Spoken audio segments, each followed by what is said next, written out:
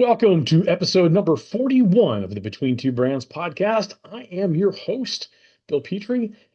I haven't lost my job yet. Still here and happy you're here with me. I think we've got a really great show for you today, great guest. But before we get into that and what I want to talk about, of course, I like to pay the rent as it is.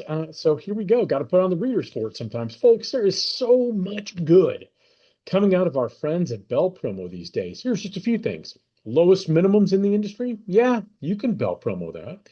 Deepest inventory around? Yeah, you can certainly Bell Promo that. 5-star and A+ service? Oh, yes, you can Bell Promo that. 2-day production on most of their products? Oh, you can Bell Promo the hell out of that. Now, if that weren't enough, and darn it, it should be, the good people over at Bell Promo have a few other things they want to share. Made in USA merchandise? Oh, yeah, you can Bell Promo that too. Free shipping on tech and apparel products? Oh, yeah, you can completely Bell Promo that. Head over to bellpromo.com to see all their amazing products and feel confident that when your client asks you to create branded merchandise that's available with low minimums, 2-day production, you can tell them, oh, yeah, I can Bell Promo that. All right.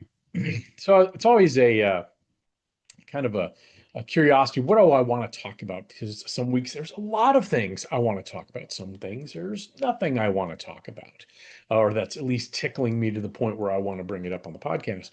This week, though, I thought I'd bring up something that kind of impacted, I think, everybody this past Monday. I'm recording this on Wednesday, October the 22nd. And what happened on Monday is pretty much half the internet went out.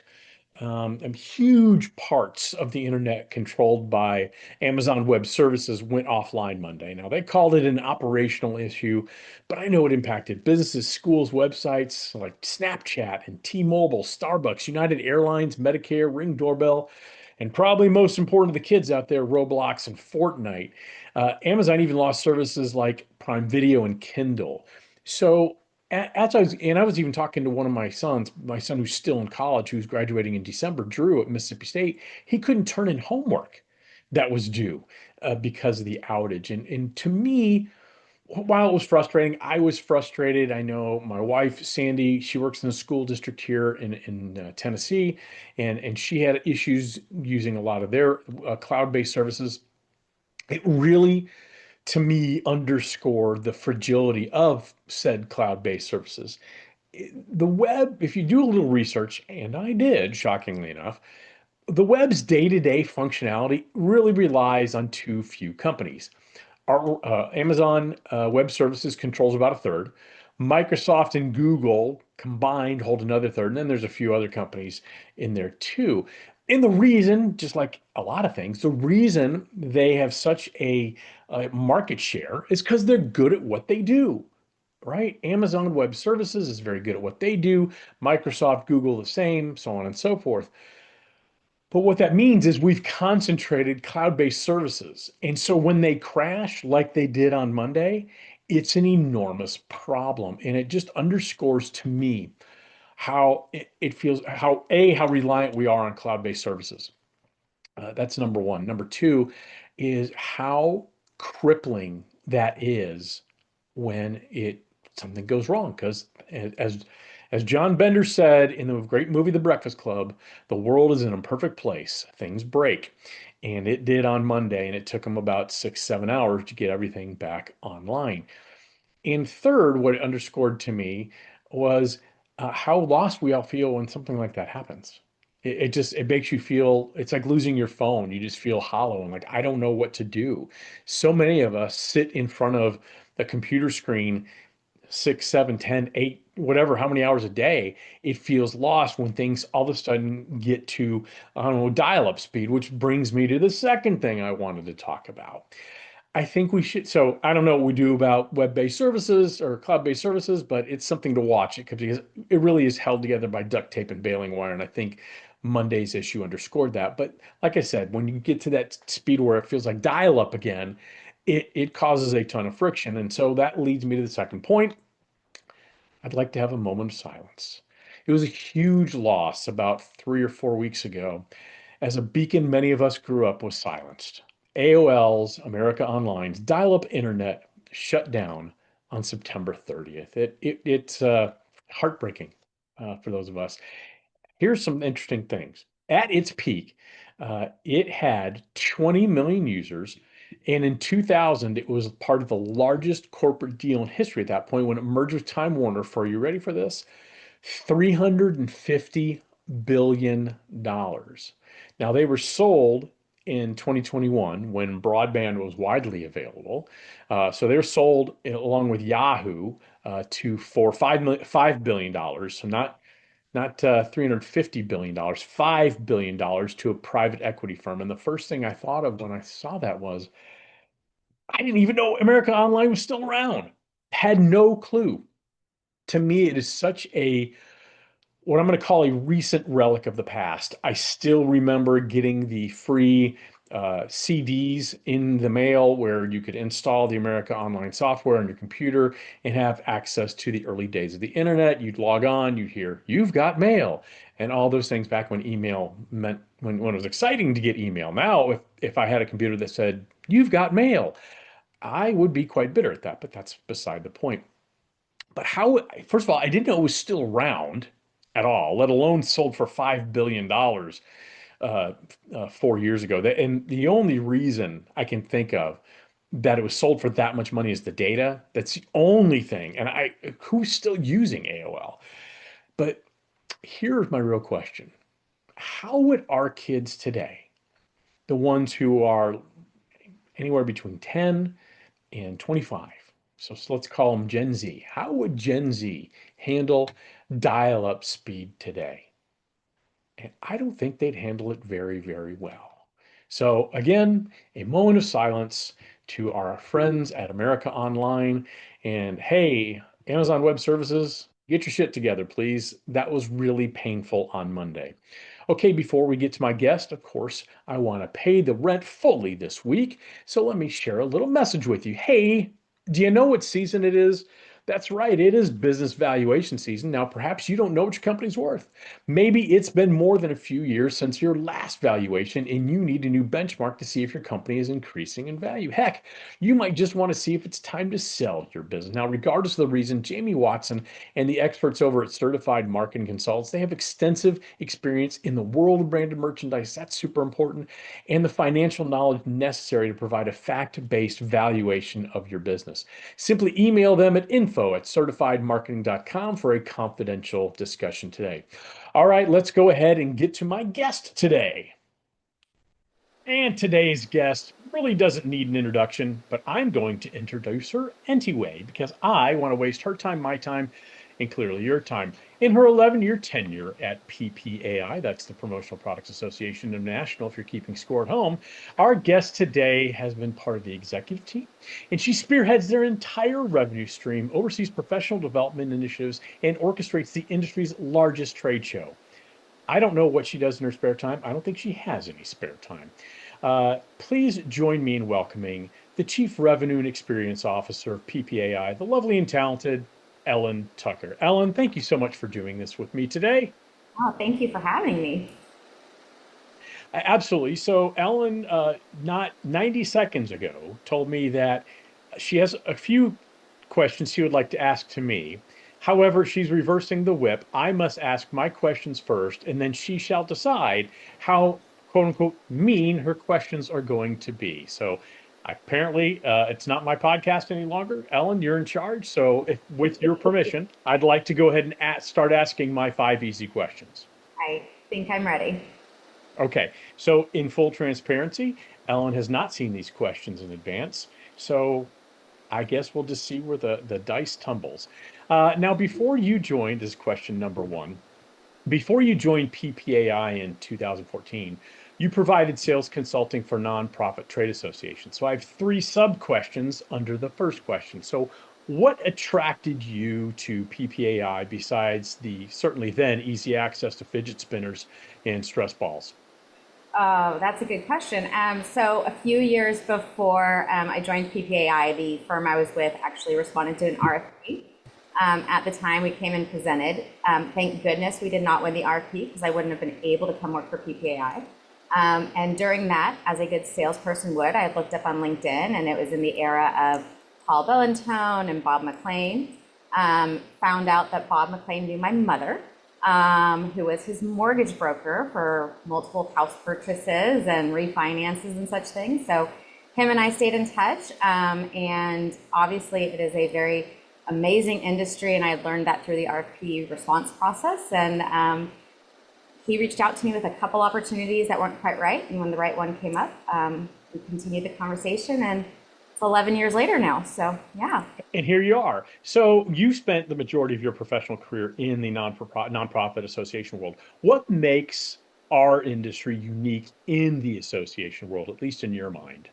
Yeah, so I think, and a lot more associations are that way today, but back in 2014, PPAI was very much leading the way in the sense that we don't look at the way we do business as the way a lot of associations do, a lot of trade associations do. We look at it, and we have, as almost a for-profit business in generating revenue so that we can give back to the industry. So no, our goal is not to make a profit, nor when we make a profit does that go into somebody's pocket. Our goal, though, is to run it like a business so that we can then take that money and invest it back in the industry and do good. And I would say associations in general are a little behind the curve in thinking that way. And so I think that's something that we definitely are doubling down now on, but has been a thought process all along the way for PPAI. Love it. And in this third part of the first question is probably where you might want to start thinking about the question you're going to ask me. You've worked for 3 CEOs in your time at PPAI. Paul Bellantone, or is it Bellantone? I'm just kidding. It's Paul Bellantone. Paul Bellantone. Why am I blanking Dale on? Denham. Thank you, Dale Denham. Dale's going to kill me. So Paul Bellantone, Dale Denham, and now Drew Holmgreen. I want to know which one would be best at selling branded merchandise, negotiating pricing, and sourcing new products. One job for each, please. So it was Selling branded merchandise, negotiating pricing, and sourcing new merchandise. I am going to say that Paul Bellantone would be best at selling, Dale would be best at sourcing, and Drew would be best at negotiating pricing. See, that wasn't that bad, was it? That was super easy. Not that bad. Okay, see, then there's no reason to have reversed the whip on me, but that's fine. Question number B. Question 1. Yeah, I know. Look, it still is my podcast, and I am still going to ask questions in the manner of my choosing. Question number B. As I mentioned earlier, you started your career in business development at PPAI. You took over Expo a few years ago and are now the Chief Revenue and Experience Officer. I have 3 questions under this second question as well. Cool. How did your background in sales prepare you for making Expo a consistently amazing experience? So I think that the background in sales that did it is the adaptability and the agility, especially when I took over the operations for our shows. And that really came around the time of the pandemic, which you needed a lot of that. But really being open-minded, not getting stuck in like the way that you used to do things. And I think that good salespeople are always trying to reinvent themselves. And I think that's something that you need to do across business. And so I think that's how I would answer that question. I think you might have answered my next question, but I'm going to ask it anyway. So how do you keep Expo fresh every year, considering it's the same venue? I think we're going on 22 years now, 23 in Vegas, the same venue.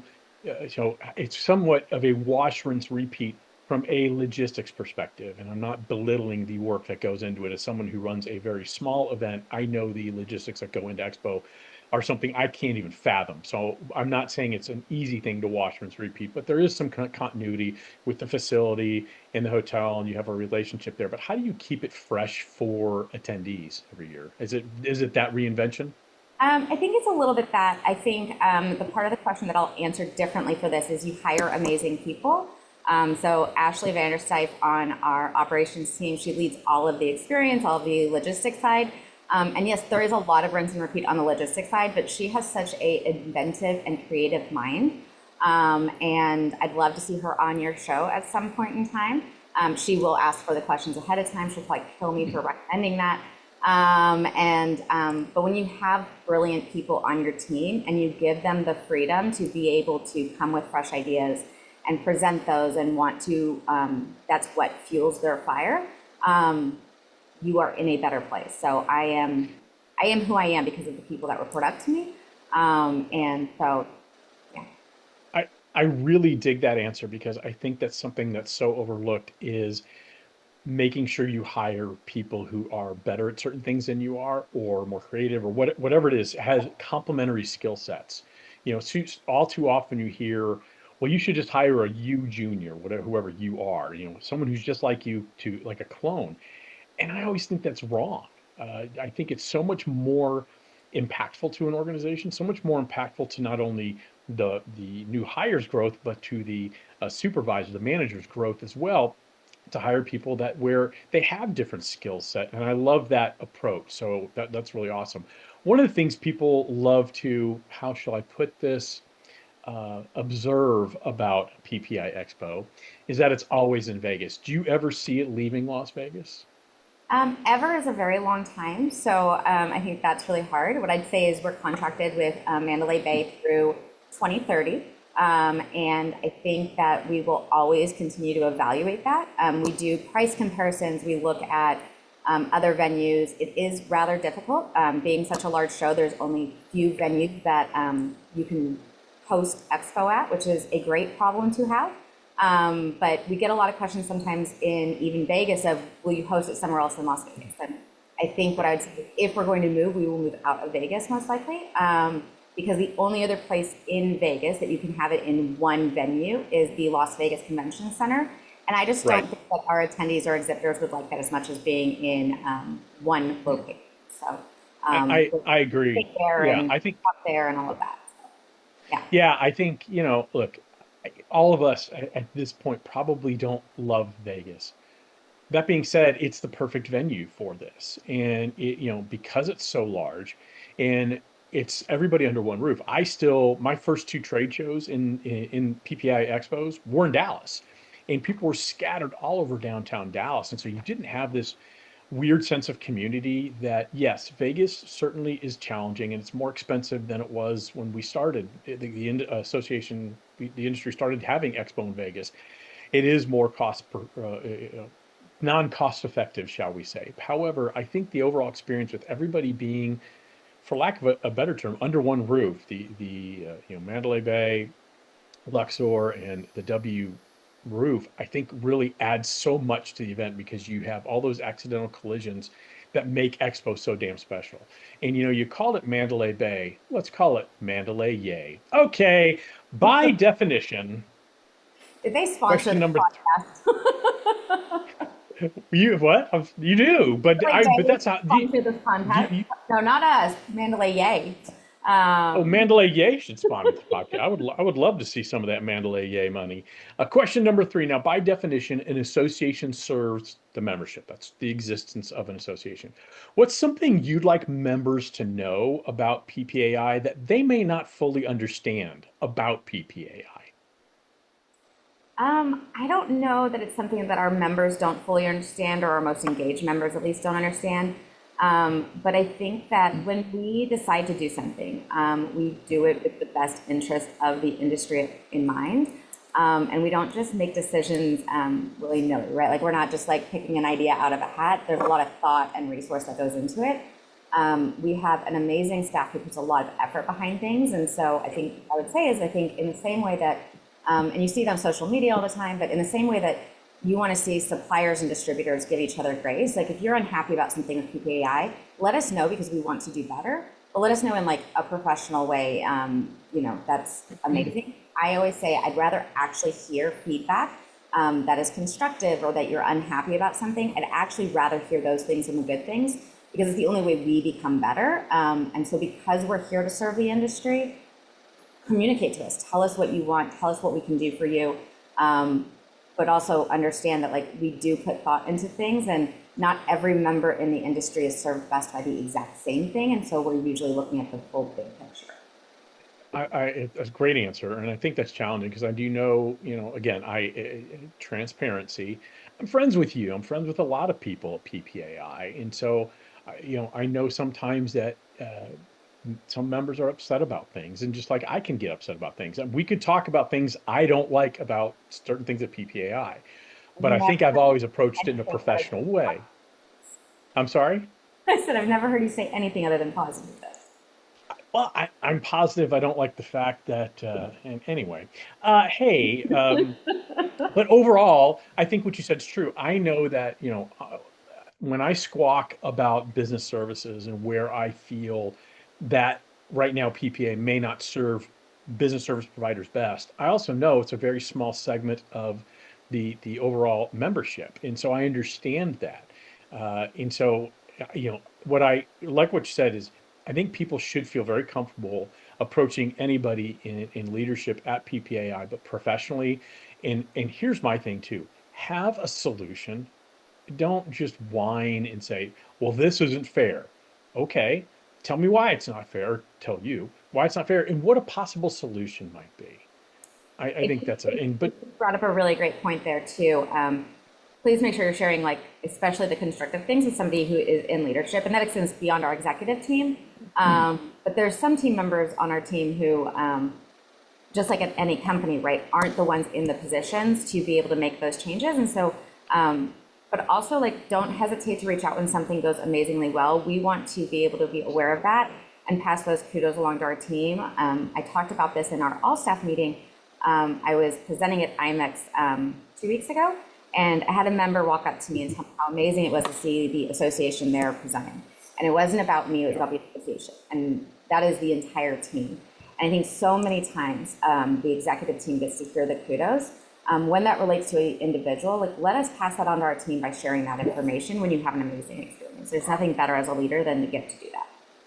100%. I've tried to do that in the past. I think I've not done it as often as I need to recently. So it's a great reminder to do that because, people like, the squeaky wheel gets the grease sometimes. And sometimes that's all people hear. And it just feels like you're not doing anything right. And that nothing could be further from the truth. Question 4, one constant in our industry, and I mean this in a positive way, is the continual focus on membership. I know you've mentored quite a few people, but I want to know about the people you consider mentors and what you've learned from them. Oh gosh. So I have. I bet you wish you had the questions in advance now. No, I think I have so many mentors in the industry, it would be impossible to name them all. I think I've had some internally at PPAI. I've learned something from each of the leaders that you named earlier. And I've grown as an individual, which people have gotten to see my career growth at PPAI as a result of that. I've learned from multiple board members, right, and the different perspectives. I think the amazing thing about our industry is everybody is unique, but almost everybody is so open to being a mentor. And I think one of the things that I learned early on in the reverse way is that if you're going to ask somebody to formally mentor you, you need to take, like, the reins of, like, setting up those meetings and those things. But I said it about you, is it been 2 years now since you had the award at the Hall of Fame dinner? That was 2 years ago, this January, yeah? Yeah. But you've never been a formal mentor to me, but I've learned so much from you in the industry. I've learned things from a variety of our members, and I feel like if I name them, I'm gonna, like, have music to, like, walk me off stage. So I'm gonna skip that one. Yeah, well, and you'll leave somebody out. And I did not ask a question for me because you and I had private conversations about that. So thank you again for mentioning that. But I'm always interested in that mentorship journey. I love what you said about basically what you said was be all in, because I've thrown myself out there as a formal mentor through the Promo Kitchen mentoring program. Shout out to that. It's a great thing Promo Kitchen does. Sign up at promokitchen.org. But I tell mentees, okay, I'm willing to give you my time, energy, all this stuff, but you have to respect my time. And so if I understand things happen. So if you miss a meeting, hey, no big deal, it happens. You miss a second meeting, we're done. That's it. You're not, unless there's some advance notice. Like if you just miss a meeting, you are, as a mentee, the one who needs to take control of scheduling things and reaching out and following up, and that should be the mentee's job. I would also say that I think that in every time that I've had relationships where I'm the mentor, I've learned as much from that process. Absolutely. So if you don't currently give back in that way to the community, I would recommend that you do, just because I know you do, but the audience in general, because you get so much out of it. And it sounds like a very selfish reason to do something like that, but you learn, and it allows you to like take that different perspective from somebody else. So 100%, and that's a great point. I always think of it this way for me. I always learn so much from people I mentor, but I mean, I'll be 98 next month. It keeps me young.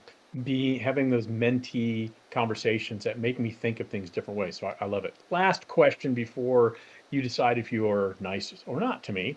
Let's get to the super important stuff, Ellen. You are the greatness of the Dallas Stars. Now, you're a huge Dallas Stars fan. I am a Stars fan. It's something we share. Even though I'm here in Nashville, I still root for the good-hearted Dallas Stars. Um, so you have a passion for it. What about the game appeals to you? cool. So this is an easy one for me. I grew up playing soccer. I actually still play soccer. Met my husband playing co-ed adult soccer. I'm Hey, a Byron! Shout out to Byron, Mr. Byron Football Catching. the podcast. Look at that. And hockey is so similar to soccer and so similar to indoor soccer in particular. Yeah. Oh, Um, absolutely. and to me, there is no better game to be at in person than hockey. It is vibrant, it is exciting, it is even in a tied game, there's so much happening. I know a lot of people like when punches are thrown and all of that, and I actually think that's like the least exciting part of the game.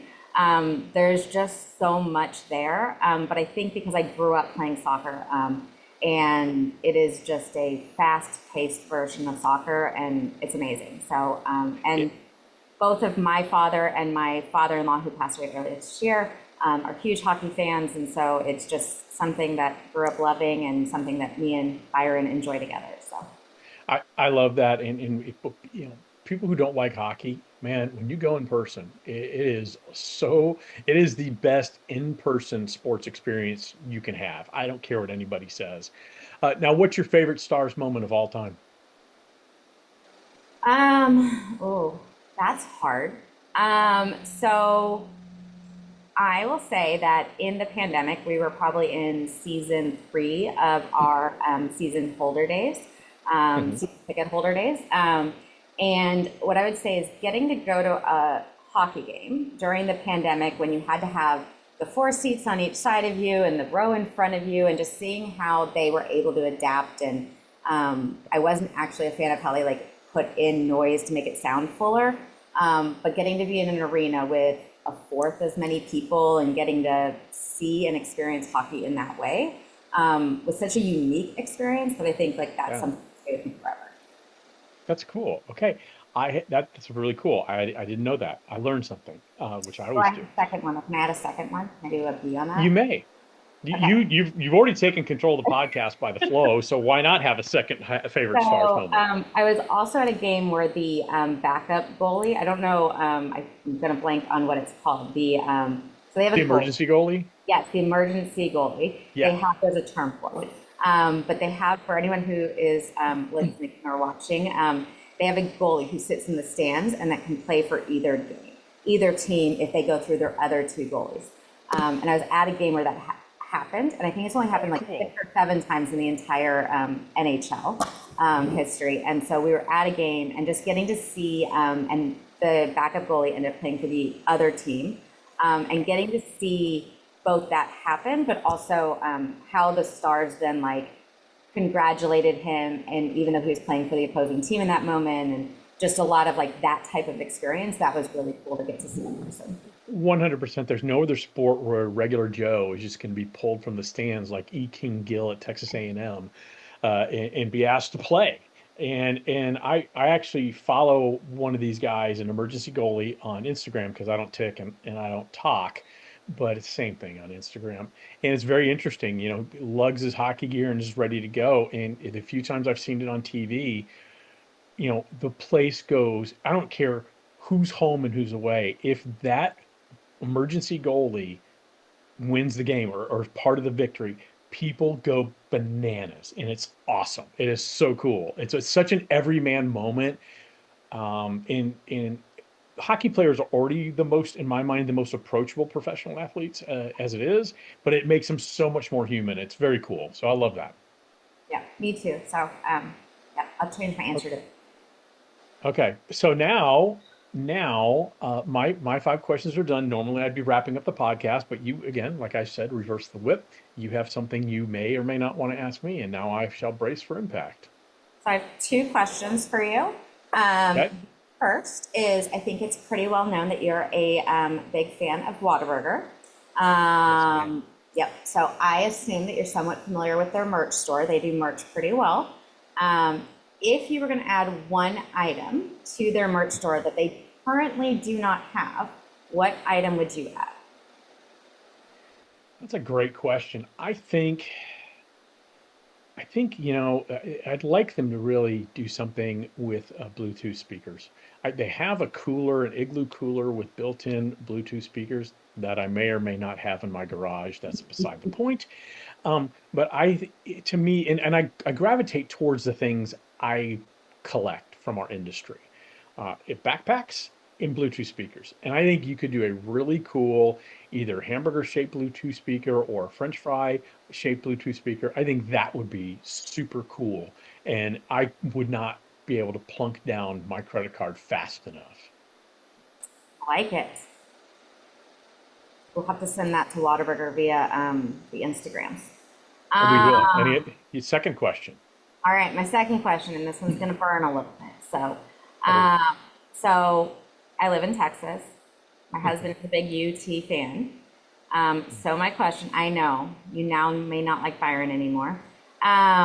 What would have to happen? And the rules around this is it can't be tragic, and okay. it has to be somewhat realistic for Okay. you, an Aggies fan, to become a Yeah. UT fan. There's nothing that would happen. That's not, that wasn't the question. It wasn't Okay. So what what would have to happen? has to happen. And I said Uh, it can't be for tragic because I felt like you'd say something tragic. Okay. Okay. So here's what would have to happen. First of all, I live in Tennessee, and here UT means University of Tennessee, which makes me giggle on so many levels. But that's beside the point. Um, the University of Texas system would have to fully absorb the Texas A&M University system. That's the only way I could see it even remotely happening. So I'm not one of, I'm sorry? an acquisition. Yeah, some sort of acquisition. I'm not one of these people. Well, I guess I am these days. I generally like Texas to do well now that we're playing again. Because if Texas is doing well and A&M happens to win, which happens about one out of every three times, but if A&M happens to win, it makes A&M look better. These days, I have a very unhealthy in hatred of the University of Texas, and so I will spend Saturdays hate watching Texas. And I don't want them to lose, like just lose. I want them to lose in biblical ways. I wanted them to lose against Kentucky last week in overtime. I want them to lose on fluky plays. I want it to hurt for generations. That being said, I'm not one to like pile on an Arch Manning, even though he's being paid $8 million. He's still a kid, and it's not his fault that his last name's Manning. Now he bought into all the hype that he got, so it's partially. But you still have to remember, even though they're paid very well, they're just kids, and so I try not to pile on there. But as it comes to that horrid burnt orange color and Sarkeesian and DeLoss Dodds and Doak Walker Campbell Stadium at Texas Bojangles, whatever the hell it's called. I'm not interested. All right. Those were my questions. Okay. Oh, what? What? I just got handed a envelope that says Ellen Tucker. I guess I should open it up. That's interesting. Yeah. Who knew? No stamp or Oh, anything. it looks like we have a Dallas Stars edition of Rapid Fire. Okay, the way this works, Ellen, I'm going to give you an either or. There are no wrong answers at all. How could there be? How could there be wrong answers? So I'm going to ask, and just whatever comes to your mind. Again, no wrong answers. High sticking or cross checking? Cross-checking. Mike Modano or Tyler Sagan? That's a tough one for you. He scored last night, so Okay, Tyler Sagan. Okay. Pete DeBoer or Glenn Gulletson? And boy, I wrote this down before that atrocious game against the Columbus Blue Jackets last night. So, yeah. So I'm going to say DeBoer, but only because when you're in the arena, when DeBoer was the coach, you would say like DeBoer when they said his name. Yeah. And you can't do that with the new guy. Like, that's not a Yeah. thing. His name just Fair enough. Reunion Arena or American Airlines Center? um, the new stadium that we'll be in 2031. The one that they're building in Frisco. Got it. Uh, Plano, hopefully not Frisco. I will reverse my answer if they end up in Frisco, not Plano. I'm hoping it's going to be Fair about five. enough. Fair enough. Power play goal or a power play shutdown? Ooh, shut down unless it's a 3v5 goal. Okay. See, you're doing great. None of these are wrong answers. I mean, I used to have a podcast partner whose name shall not be mentioned, and Kirby Hasseman. Oh, shit. Anyway, I used to have a podcast partner. He'd get this wrong all the time, and there are no wrong answers. It's I'm amazing. not All even right. picking from the answers you're giving me, so I know. Captains, Brendan Morrow or Jamie Benn? Morrow. Correct. Ben is a hack, and he's been a hack for the last few years. As much as I like Jamie Benn, he needs to retire. Sorry, but it's true. And you and I have had many text messages about his lack of discipline, lack of skill. Great Two player. years ago, my answer might have been different, but today it would be Morrow. Yeah. Daryl Razor Ray, the goalie, or Daryl Razor Ray, the color commentator? Color commentator. For those of you who don't ever listen to Dallas Stars broadcast, he is a treat. Just absolutely a gift. I think color Borden, commentators should go to school with him to learn how to color commentate, regardless of the sport. absolutely. Boarding or elbowing? Boarding. Anton Hubodin? I can never say that. Hudobin. Thank you. Anton Hudobin or Jake Ottinger? Ottinger. Slashing or roughing? Roughing. All right. See, Ellen, great job. Thank you so much. Before we say goodbye, let me say one thing about our podcast sponsor. Huge thanks to our friends over at Bell Promo for sponsoring this Whataburger level podcast. When you're looking for the lowest minimums, deepest inventory, 5+ and A+, 5-star and A+ service, you know you can Bell Promo that. You can visit them at bellpromo.com. Ellen, thank you so much for taking the time. Thank you for so much you do at PPAI, and everybody at PPAI it does such a great job serving the industry, and we'll have to have you back on the podcast sometime. Would love that. Thanks, Bill.